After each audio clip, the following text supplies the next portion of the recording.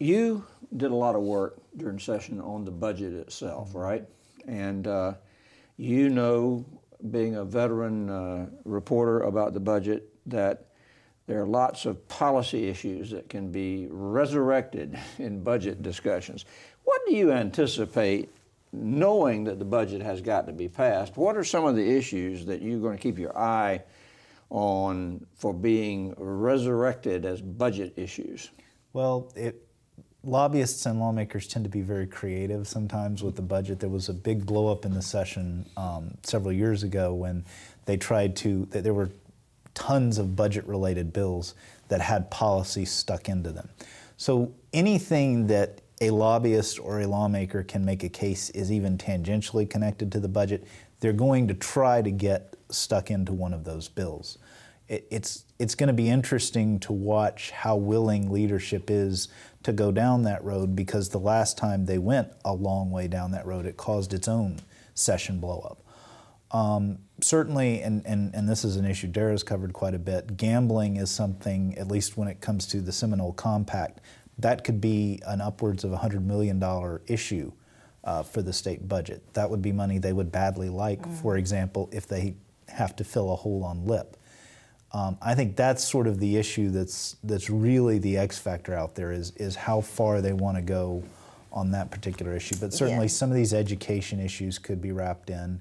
And the Houses and Scott seem to be talking about maybe reforming some of the state's health care laws through this budget process. That would be very complicated, and it would cause a lobbying war unlike anything we've seen recently in Tallahassee.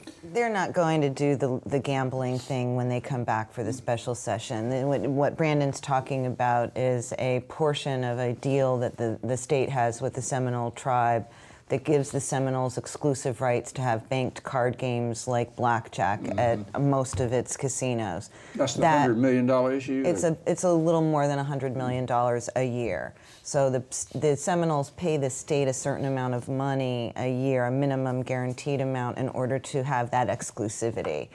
That portion of the compact is called a compact with the state, between the state and the Seminoles, expires on June 30th, just like the budget, right? So they have 90 days to finish up having the games, and then they have to shut them down. They've expressed, their lawyer, Barry Richard, has expressed questioned whether or not they actually would have to shut the games down. But they have until October to shut down the games. So the state really thinks that they can go ahead and sign a new deal with them sometime up until October without it creating a big, another standoff, but without it creating a terrible fix.